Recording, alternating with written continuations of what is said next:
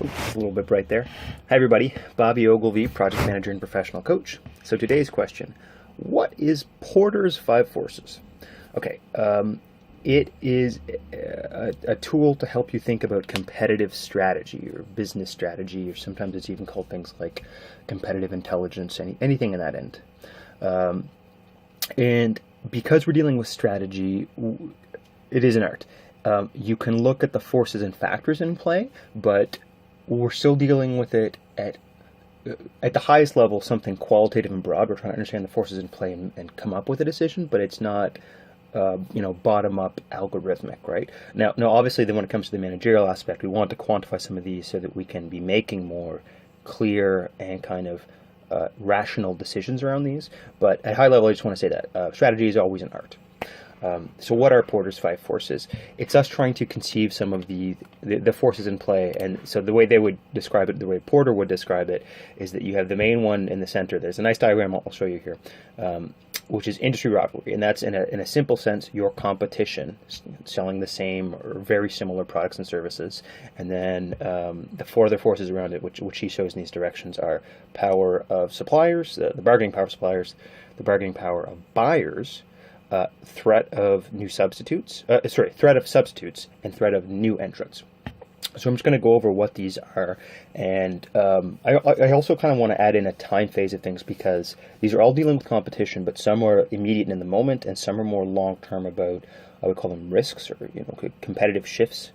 Okay, so obviously in the middle you have industry competition, people selling the same product or service, and you're fighting for market share. Duh, right? Bargaining power of buyers is to say, depending on how many people are there and supply and demand economics and what the market is willing to pay, that shifts how responsive you are, right?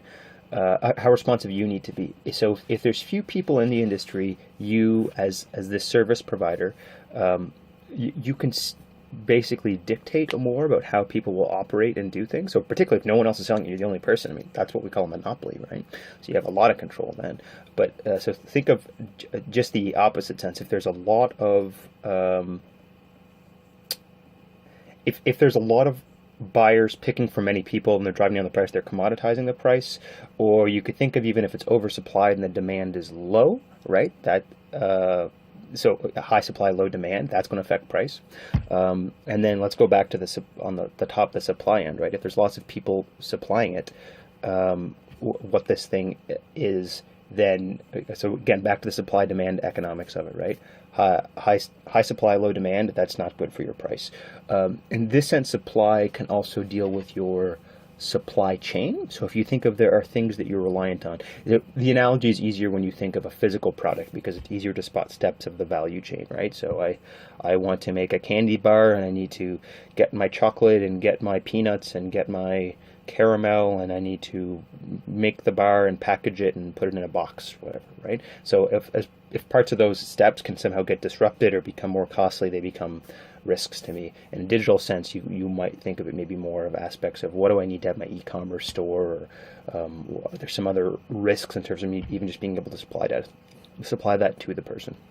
Okay, so these two I've spoken about so far, the buyers and the suppliers, that has kind of supply-demand economic tones to it. The ones which I think are a bit more interesting about threats of new entrants and threats of substitutes, right? So the threats of new entrants is to say that, so if a market is going well and there's profit to be made in it, you can have new entrants come in, and for the simple fact that there's an opportunity, right? If you think of the four stages of a market, it's really in that second stage when it's starting to go through growth, and that third stage when it's like peaking in growth. It's that second stage when it not only the market's growing the fastest, but the highest margin, right? And that's to reframe that, your highest overall chance for profitability. So that's when people say, hey, this is a good thing I want to get in on, and that's when the amount of competition really increases, right?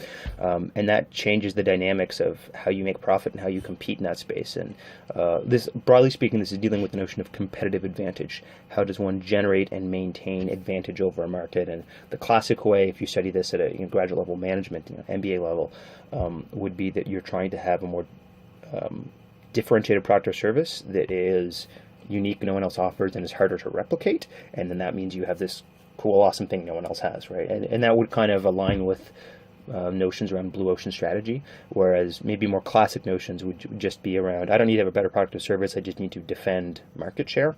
I think that's I think that's very uninnovative, but anyway, that's a personal opinion. Anyway, so back to this notion of new entrants, right? How quickly can new entrants come into the market? Now, this becomes really important in industries where you need to sink a lot of capital expenses just to get to that point, right? So if you think of, so beyond saying, let's say things like groceries is a very competed for thing. Everyone needs them. They're everywhere, and the margins on them are low. You would need so much money just to get into that market that it wouldn't be an attractive thing for any investor in a business to get into, right? Let's play game streaming numbers. Maybe you have to spend $500 million, $500 million just to get into that market, and so that has raised the demand for a new entrant, right? So in some sense, it's a buffer. Whereas if you think about new IT software, right, it's a lot easier to just pull together a few devs and business person or two and conceive and make this product and start to sell it. Much lower barriers to entry. People can come in very fast. And then other things would be somewhere in the middle, right? How much you need to spend to just get into something, or let's think of a really, really high-end one, maybe aerospace, right? You probably need tons of regulations and licenses, tons of money in the front end. Anyway, so that has to do with essentially how easily new entrants could come in. And again, the more there's financial incentive, the more there's a big business opportunity for them to come in, the more they're willing to do that, the more people are going to spend that money to do that. On the other end, we deal with substitutes, and in some sense, this is specific to say it's not competing with the same types of products and services. It's a new type of product or service, or it could even be status quo stuff, right? So, suppose you have some new, protein shake you want to sell to people, right? You're dealing with not only the existing protein shakes, but other things that they might get instead, right? You might be competing against the people that buy skim milk and eggs, or some other kind of supplement instead, right? And that starts to deal with, again, kind of the supply-demand economics of what someone else might get instead of your product, right? The reason I mentioned status quo is that it doesn't have to be that they're getting a certain product and, when yours gets too expensive, they jump to a cheaper one or another one. It's that, if you think of it as kind of an inverted sense, it's like, why does someone even need your product, right? Like, why can't I just drink water? Oh, well, this special new product is super hydrated, or I don't know, something about maybe the salts and minerals within it help you retain water better, which is great for performance athletics. Yeah, but why can't I just drink water? Why can't I just drink 50% more water as opposed to getting your product or whatever it is, right? So that has to do with the substitution element. How easily can someone substitute this? So if you think of all these together, what would be the optimum situation in terms of competitive advantage? Well, it almost seems sort of slanted if you stack all of these, right? It would be you control all of your supply chain. You don't rely on anyone else that could cut you off or modify or start to painfully negotiate in some way that's not beneficial to you. It's that there's high demand, so there's lots of people wanting to buy your product, but you have in good industry market share, or in a pure sense monopoly, right? There's very few or even no substitutions, and it's very hard to enter the market. That would be a perfect situation, right? You would have really mastered all those five forces, but that would be almost impossible to maintain, and people are always thinking about new advantages. Just a snapshot here about competitive strategy. There's lots of ways that you can generate competitive strategy. So the most obvious one, and the ones that most startups are dealing with, are a new product or service that no one has done before. And again, that's based around niche technological understanding. There's some new algorithm, there's some new technology, there's some new physical thing, which is awesome. And then, other advantages could even be about things around operation or supply chain, or broadly speaking, efficiencies, right? It's not so much that it's a new product or service, but we found a new way to deliver it even more efficiency, or even more efficiently, or even more widespread. I'll get into some of this later when we deal with disruptive strategy, but this is just a snapshot of how you're conceiving your strategy, right? What are the different things that I need supplied to me to be able to sell my product or service? What's my demand like? How are other buyers behaving? How easily can new entrants come in? How easily am I threatened by the new entrants, and how easily am I threatened by substitution? And then the main thing is, what other people are competing in my market space? What are my industry rivals? So that is a snapshot of Porter's 5 Forces. I hope you guys learned something and you can apply this in your own business strategy and competitive strategy. All right, I'm Bobby Ogilvy, Project Manager and Professional Coach. Talk to you again soon.